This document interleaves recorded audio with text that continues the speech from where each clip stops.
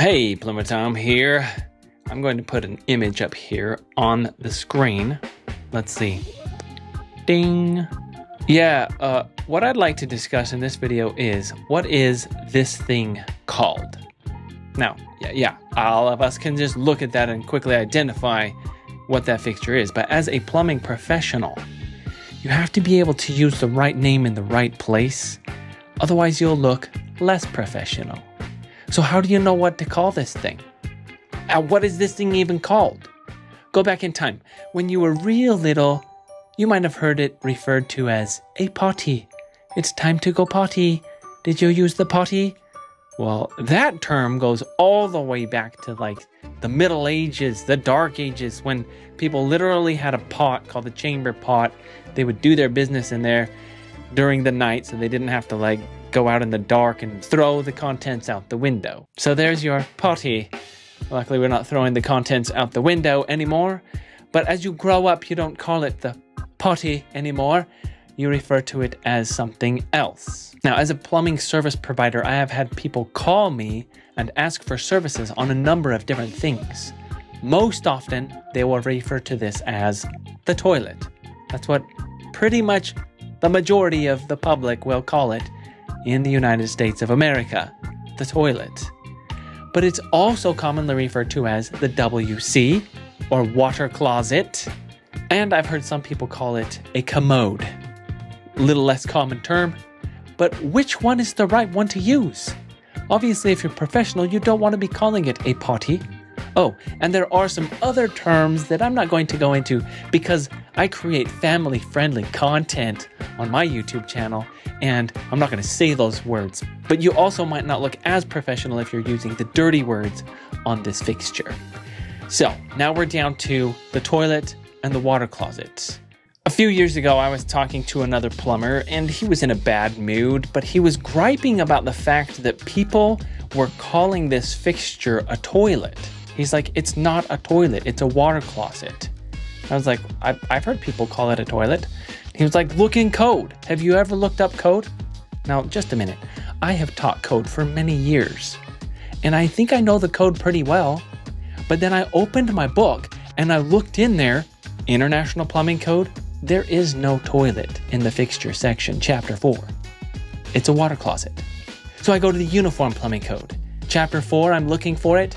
There is no toilet for that fixture. It's called a water closet. And then I thought back to my experience in plumbing. Every time I've ever looked at a plan, especially commercial plans, that fixture is always detailed as a water closet. It's noted on the plan as WC. So this really confused me because he was right. And I started to question myself, why have I been calling it a toilet all this time?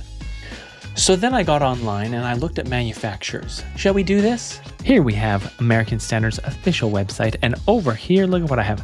Toilets. A whole variety of toilets. Here I am on Kohler's official website. If I go to bathroom, what do we find? Toilets. A whole variety of toilets. Now I'm on Toto's official website, and guess what they call it? Toilet. You can even add technology to your toilet. We can look up any number of manufacturers, and do you know what they call it? A toilet. The general public calls it a toilet. What is the deal? Where do these words even come from? The word toilet comes from a French word, toilet. This refers to a small piece of cloth that is used for cleaning or cleaning yourself, grooming. Somehow, a small piece of cloth got turned into a porcelain fixture. I don't know how it happens, but it did. Now, in the United States of America, we borrow words from other countries and other languages all the time. French? Oh yeah, we'll borrow their words. If you're going out to eat, you might want to have some gourmet. There's a T at the end of that. And you may want to eat that at a buffet. There's also a T at the end of that. But when you're done eating and need to relieve yourself, you're not going to go to the toilet. You're going to go to the toilet, because that's how we do it in America. I don't know. I can't tell you exactly how that word got attached to these fixtures, but it's stuck, and the general public calls it a toilet. We do. Most people are going to call that a toilet. Now, when you get into the profession and you become a professional plumber and you're a tradesman and you're interacting with engineers and architects and people who really know how to build something, then you're going to refer to it as a water closet, because we speak English in this country, not French.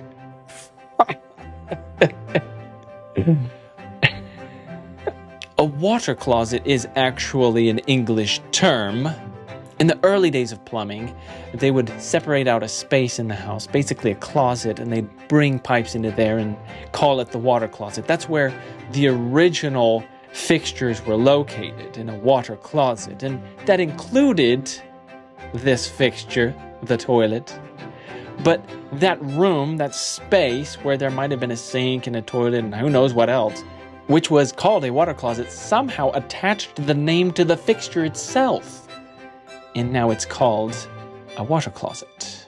I don't know how a small piece of cloth morphs into a porcelain fixture, or how a whole room dedicated to water also morphs into a fixture, but I will say this. If you want to sound like you know what you're talking about, then you need to know who you're talking to. If you're talking to customers and general public, best to call it what they would call it, the toilet.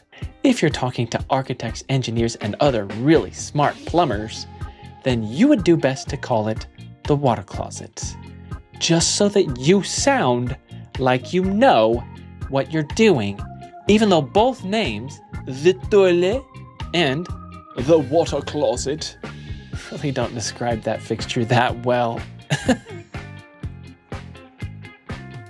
Ooh, I know. Let's call it the flush pot. Well, come on, it makes more sense than any of the other names it has right now.